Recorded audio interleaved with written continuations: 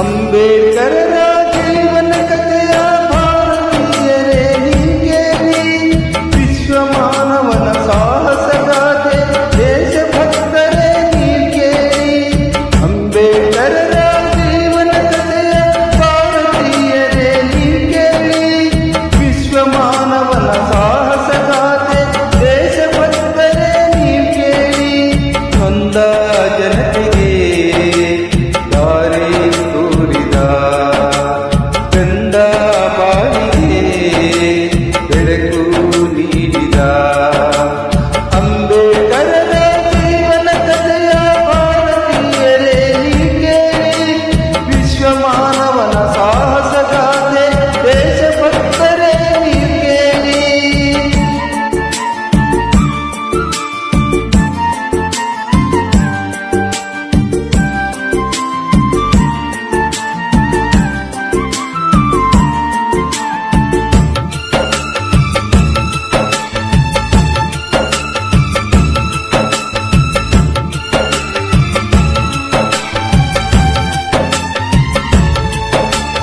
ಮಹಾರಾಷ್ಟ್ರದ ಮಹೋ ಎಂಬುದು ಅಂಬೇಡ್ಕರರ ಜನ್ಮಸ್ಥಳ.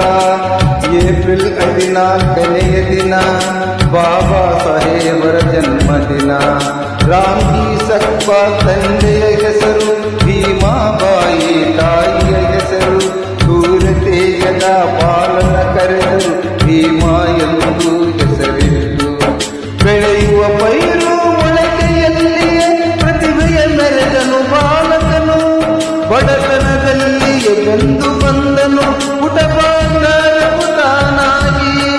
ನೊಂದ ಜನತೆಗೆ ದಾರಿ ತೋರಿದ, ಬೆಂದ ಬಾಳಿಗೆ ಬೆಳಕು ನೀಡಿದ ಅಂಬೇಡ್ಕರರ ಜೀವನ ಕಥೆಯ ಭಾರತೀಯರೇ ಹೀಗೇರಿ, ವಿಶ್ವ ಮಾನವನ ಸಾಹಸ ಗಾಥೆ ದೇಶಭಕ್ತರೇ ಹೀಗೇರಿ.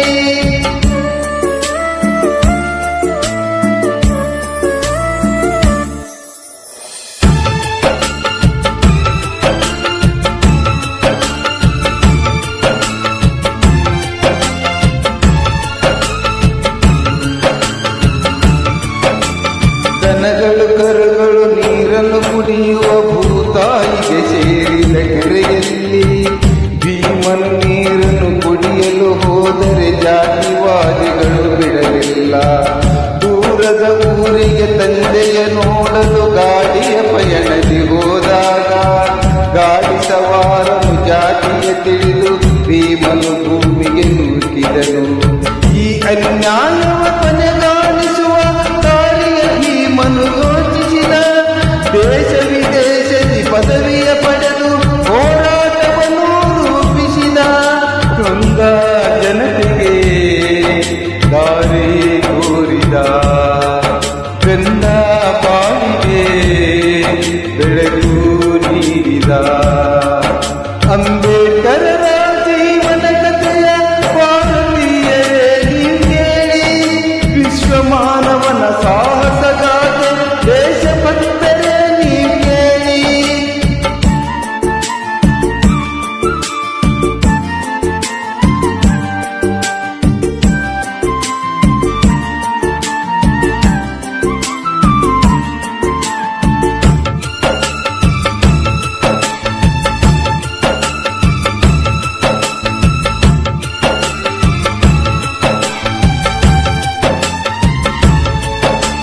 ಸಂವಿಧಾನವ ಬರೆದನು ಭೀಮ, ಸ್ವತಂತ್ರ ಭಾರತವ ಗೈರಲು.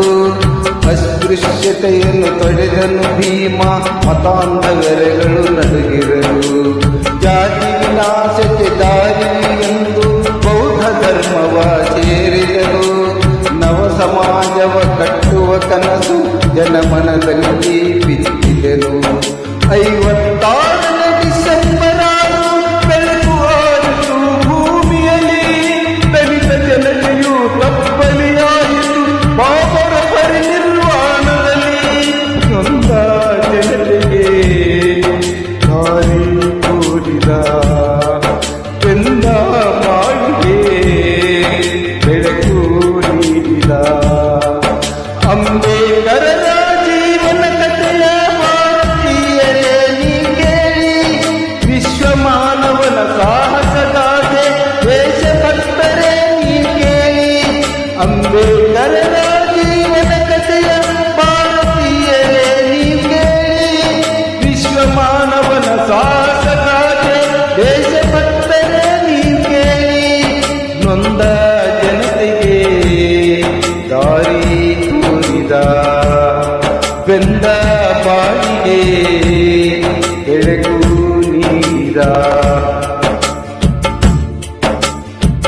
ಮುಂದೆ ಭಾರತೀಯರೇ ನೀಡೇರಿ ದೇಶ